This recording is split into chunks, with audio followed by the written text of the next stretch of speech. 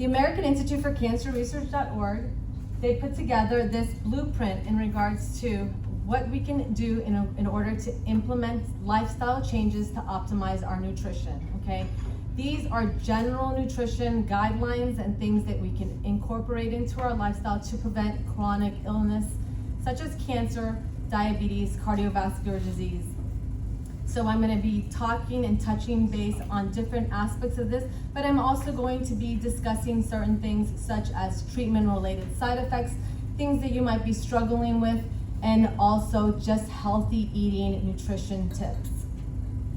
So if you look at this blueprint, we're looking at certain things such as being a healthy weight, being physically active, making sure that we're hydrating okay, making sure that we're incorporating more plant-based foods in our diet, also limiting alcohol, limiting simple sugars in our diet, and smoking cessation as some of the recommendations for healthy eating.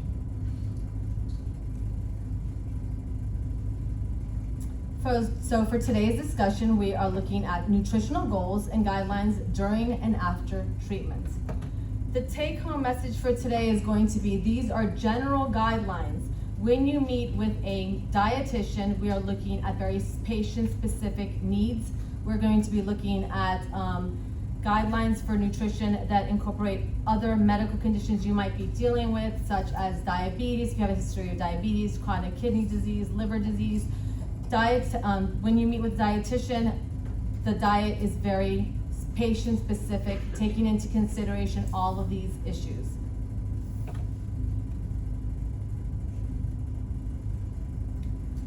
When I see patients, one of the biggest things is the misinformation that they can find when they go to Dr. Google, okay? Dr. Google can be very scary. A lot of patients come in to see me and they say, well, I looked up this and there's conflicting information. I cannot eat this food group or that food group. So it makes it very challenging in regards to trying to find foods that you feel that you want to incorporate into your diet. These are just some of the sources that we utilize that have been well-vetted, organizations that do have good information in regards to good sources, recipe ideas, nutrition information that you can go to, and we do refer a lot of patients to these sites. The American Cancer Society, the National Cancer Institute, and the American Institute for Cancer Research. We use other sites as well. When it comes to Chordoma, there is not specifically a specific diet. What the consensus is that generally eating a healthy meal like the blueprint that I just showed to you, and we'll go into the individual macronutrients of the different groups, is basically we want to incorporate good, healthy dietary practices. So weight maintenance. For anybody that is just recently diagnosed or getting ready to start treatment, I know that when you go in to start treatment, a lot of patients will tell me, some patients when they come in to see me, they'll say, can I lose weight? I'm gonna use this opportunity to maybe lose a little bit of weight if you have a little bit of extra weight on you. It is not the time to be utilizing this time to lose weight. We are looking at maintenance of weight. We wanna make sure that you are nourishing your body for whatever treatment modality that you might be going into. So weight maintenance is not, weight loss is not advised. Usually the type of weight loss that occurs, especially during the course of treatment, can be, unfortunately, loss of a lot of lean muscle mass, okay? Which can lead to increased fatigue, loss of functional strength, poor quality of life, and increased treatment toxicities and delays, okay? So we do want to make sure that when you are undergoing treatment, we are looking at optimizing what your nutrients should be. That can look very different from everybody in this room, okay? So it depends on what your side effects are or that you're already dealing with in regards to location of the tumor or basically the type of treatment that you're undergoing. Some patients might be already struggling possibly with issues with swallow function. Some people might be having issues with nausea. Some people might be having issues with their bowel movements, digestion, either constipation or diarrhea, which we will address a little bit further into this topic.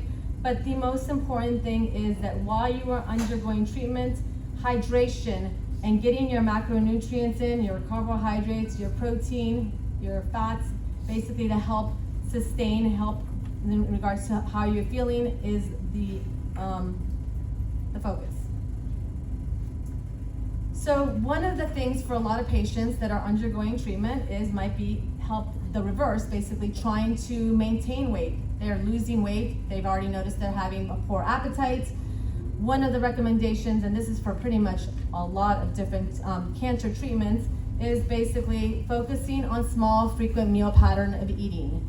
It does help not only making sure that you're getting your nutrients in, but it also helps if you're having underlying nausea associated with treatment. It does help in regards to the way that you feel.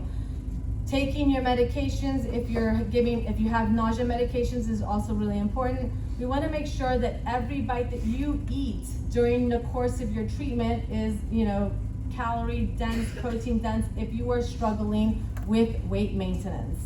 So I usually recommend make sure that you incorporate a protein source with all of your meals and your snacks. Those protein sources can look very different from patient to patient. Some patients that are struggling with poor appetite, nutritional shakes might be the way to go. There are a lot of already pre-made nutritional shakes that a lot of patients will use, especially if they're having swallowing issues, if they've received radiation and they're having taste changes, and they're basically struggling with getting those nutrients down. Those oral nutritional shakes, they work very effectively for a lot of people. Some patients will come in to see me and they'll say, you know what, I want to make my own. I don't like those pre-made, I want to make my own. There are a lot of different recipes that are available. The American Institute for Cancer Research.org has an array of different recipes. I know that one of the sites that I do utilize for some of my patients is called cookforyourlife.org. I will share it with you guys. It has drop-down menus in regards to healthy health considerations. So some of them might be issues in regards to dysphagia, difficulty swallowing, or if you're having a little bit of some altered taste, or if you're having some nausea, they have some really tailored recipes that are very simple that you can go on there and you can look at, okay? They also have nutritional shakes, smoothies that you can make at home. Remember that nutritional shakes, has anybody here tried any nutritional shakes or had to? Okay, so nutritional shakes can be utilized as standalone. It's a great way for you to basically keep an eye in regards to how many calories or protein it's already like in a serving. You don't necessarily have to mix them with anything. If you're struggling with intake, some people will use those nutritional shakes as a base for making other higher calorie shakes.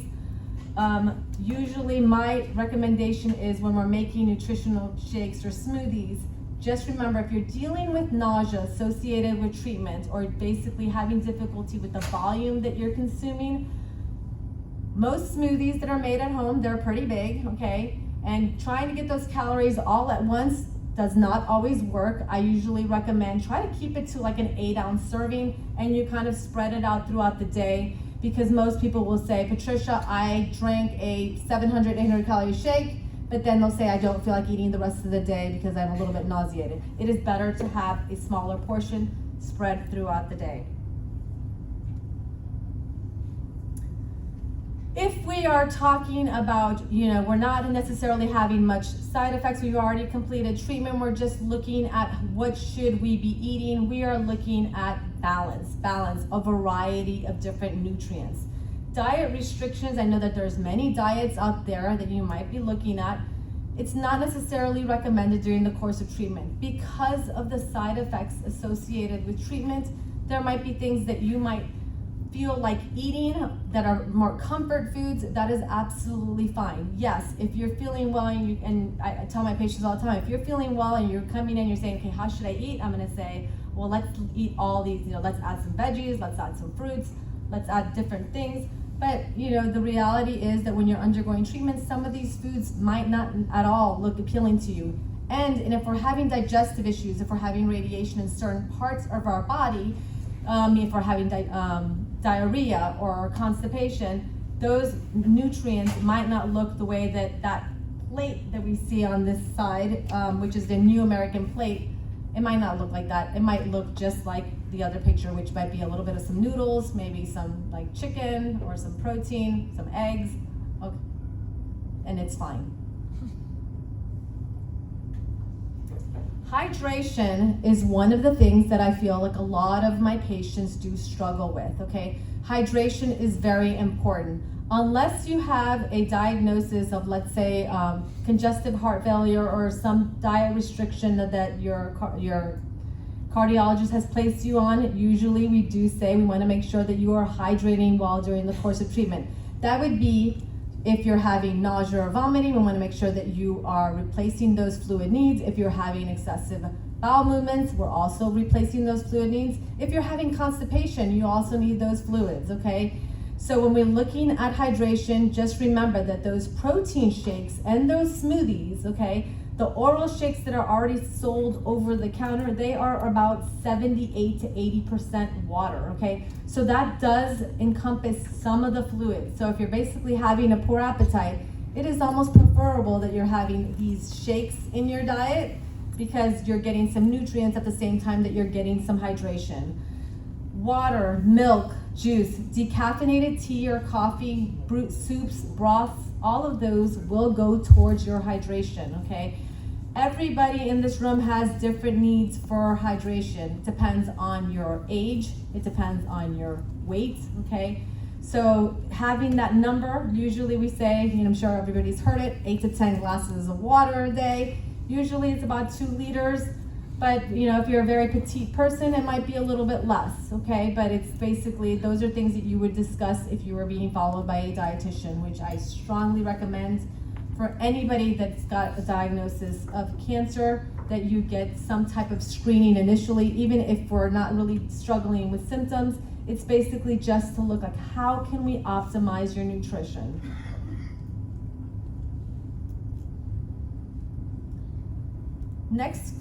Next part is movement, okay? Exercise, okay? We do know that for patients, we usually recommend, even for those that are undergoing treatment, we say movement is key, okay? To help keep and move those muscles, okay?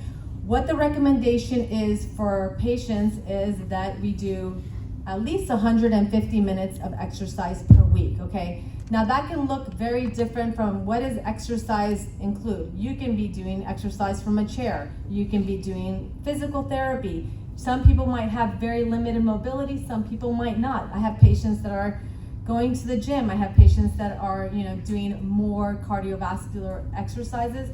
It's basically what it is that you are cleared for, what you are able to do, okay?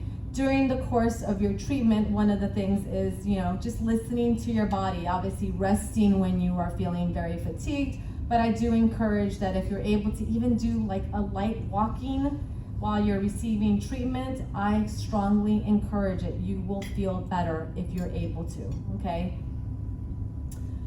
The Live Strong program, I don't know, is anybody familiar with the Live Strong program? Has tried the Live Strong program here? Okay, so the Live Strong program is through the YMCA. We do partner UCSD, Morris Cancer Center. We do send a lot of our patients to the Live Strong program.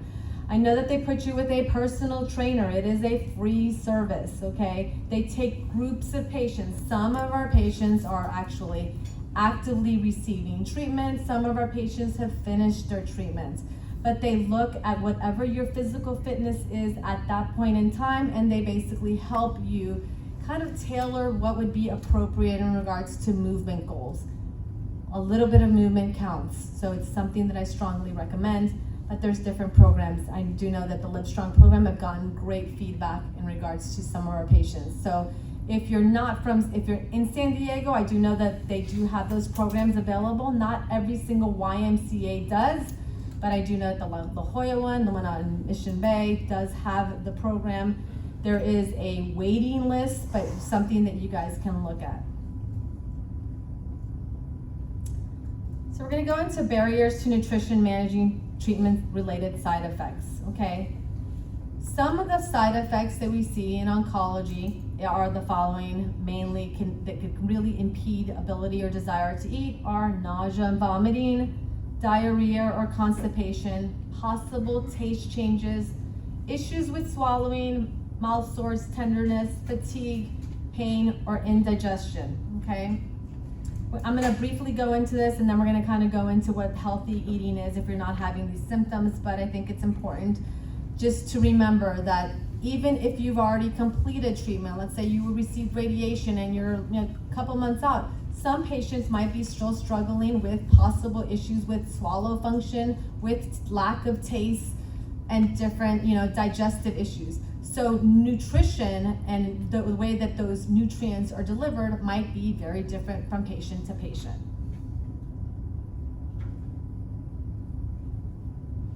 So for nausea and vomiting, similar to the recommendation for poor appetite, we do recommend, 1, take your medication. You do not want to be chasing your nausea, okay? A lot of patients, I've had patients come in and they say, well, I started treatment, but I feel like, this is part of what to expect, my nausea, and they don't take their nausea medication. Nausea medication, they have many lines of different types of medication that are very effective in regards to helping with nausea control.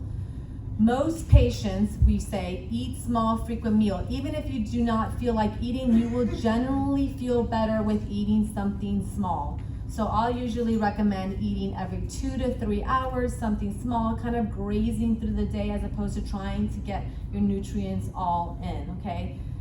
That website, cookforyourlife.org, has a bunch of recipes for like nausea control that are pretty good. But eating easy to digest foods is also important. And if you are having some nausea or vomiting, broths, adding some electrolytes to some fluids. There are different brands out there, okay? I know that some of my patients do use the liquid IV. They sell that at Costco, but it's something similar. Some patients will say it tastes really sweet, but even if you're having difficulty with fluids, some patients will say they don't like the way the water tastes, they don't feel like drinking it. You can add some of these, not, like half a sleeve or a little bit less to kind of add or flavorize your food.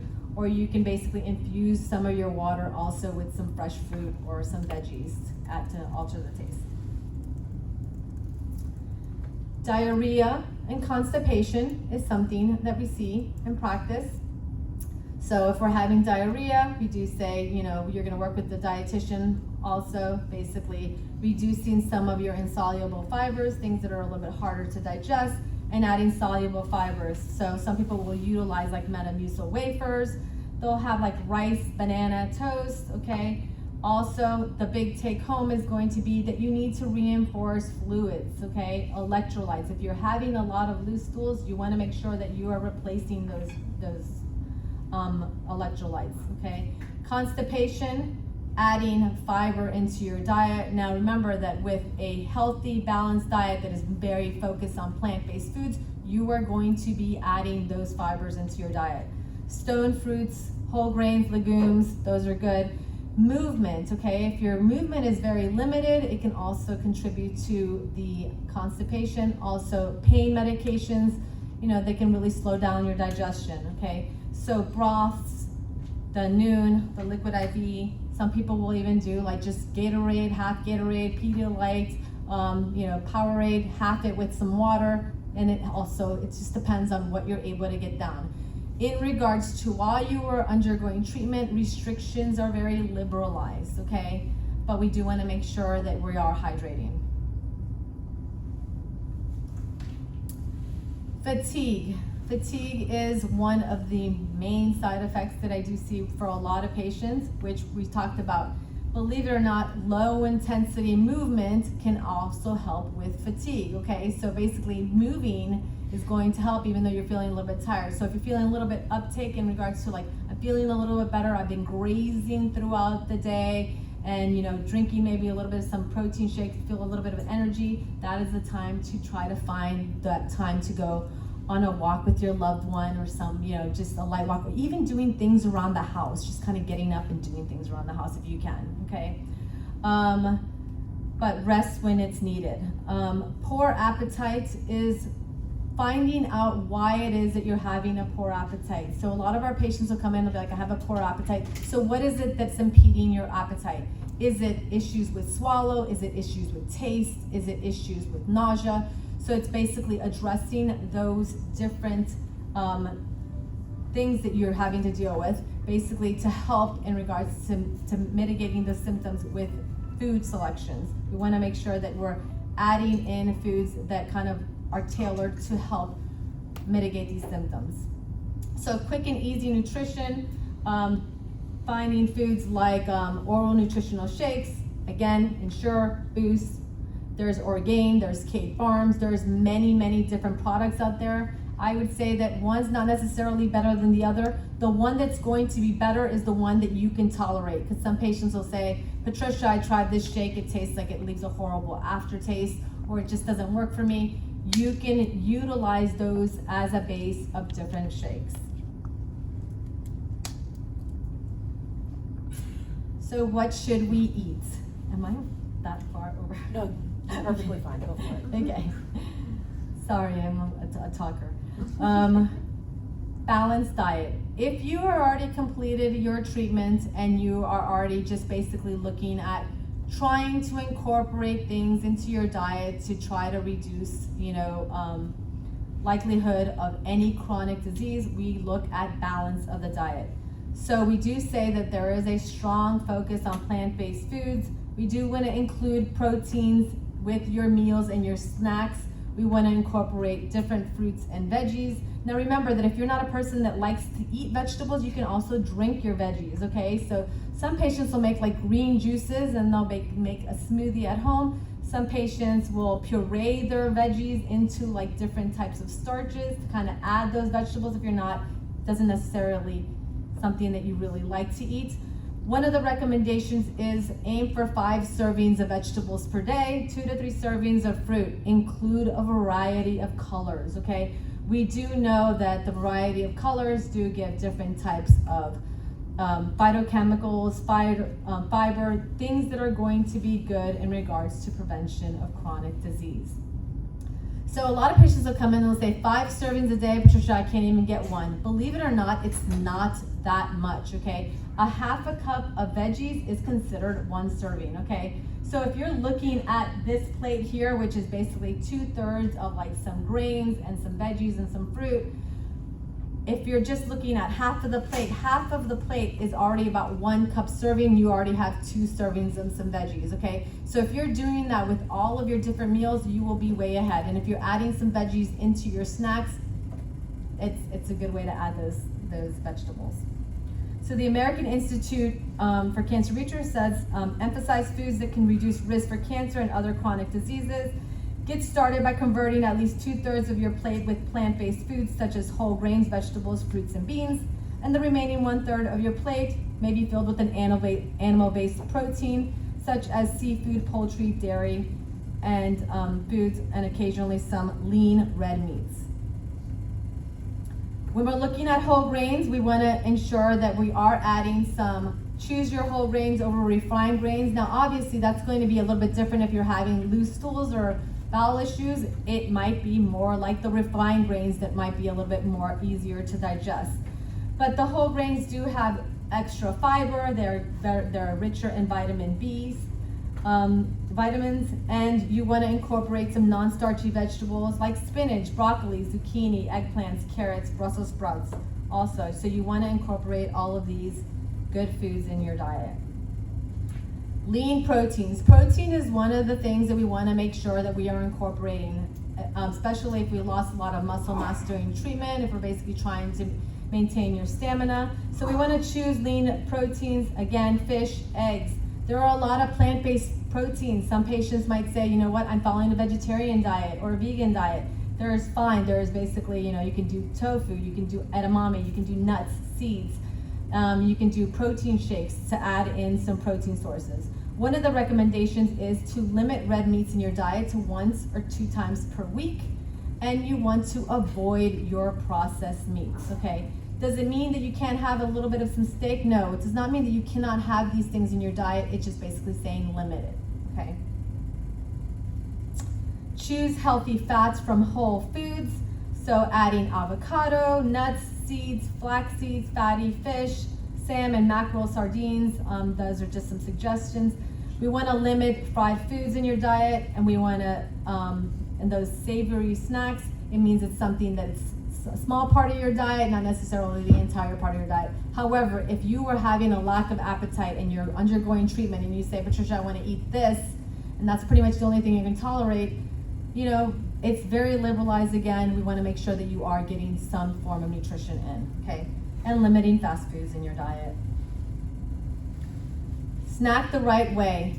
For most patients, even while they're undergoing treatment, adding snacks in between meals is important, okay? It's gonna help in regards to giving one, glycemic control, good blood sugar control. It's basically smaller meals and adding those snacks. A lot of patients will say that they feel better in regards to nausea, but basically trying to find these little snacks that you can kind of incorporate into your diet. It can honestly be like hummus with a little bit of some like veggie as a dip. If you're eating poorly, it could be hummus with a little bit of like maybe a little pita or some you know, whole grain crackers. It can be apple with peanut butter or many different things. Cottage cheese with some fruit, okay? So it's basically incorporating some snacks into your diet, and I highly recommend it, especially if we're looking at the flip side for patients that are trying to lose weight. They've already finished treatment and they say, Patricia, you know what, I want to be in that healthier weight range.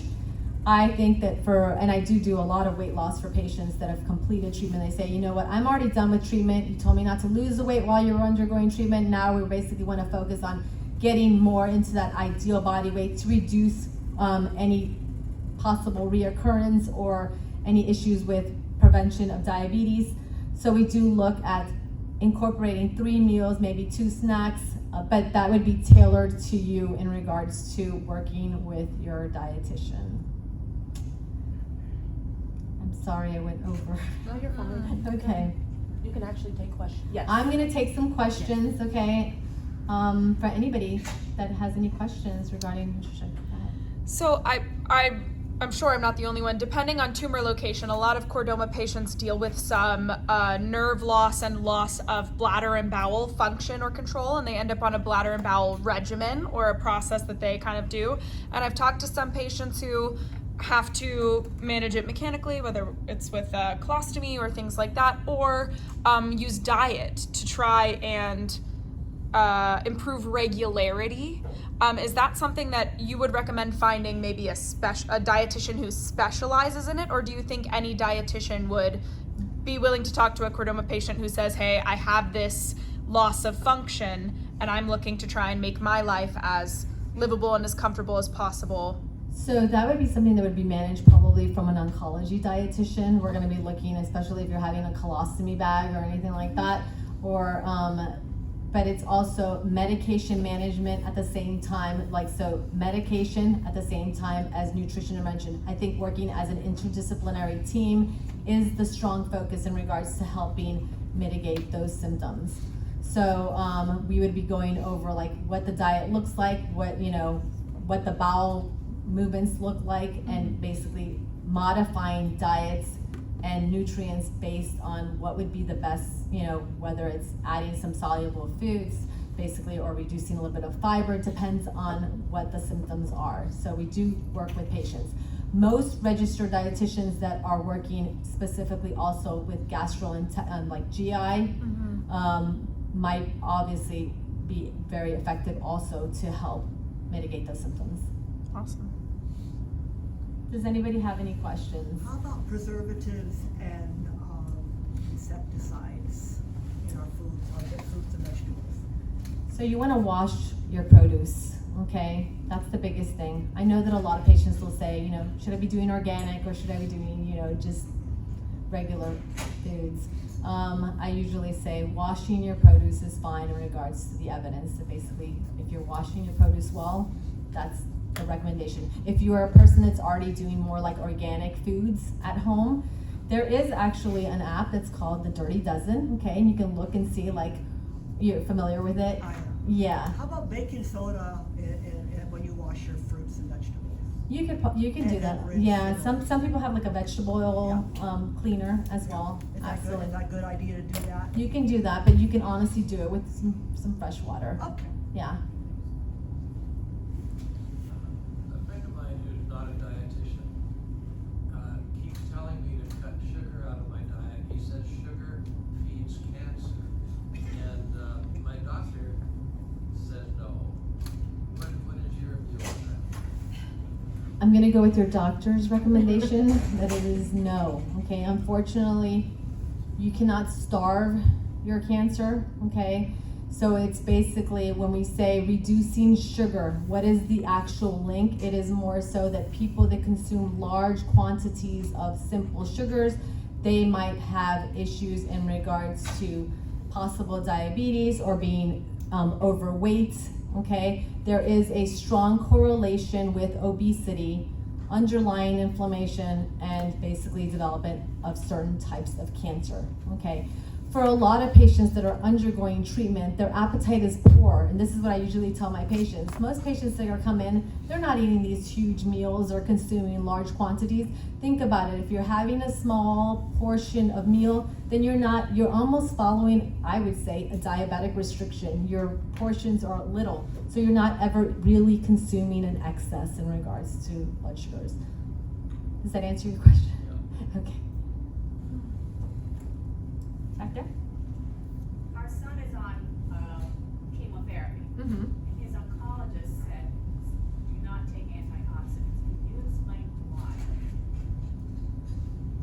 So when we're talking about supplemental forms, what they're saying in regards to antioxidants, you can get your antioxidants from your food. They just do not want you taking any excess. Why? Because there is a potential interaction that can occur. So they want to make sure that you're not taking anything that is supplemental that can reduce the effectiveness of the oncological treatment that your son is on.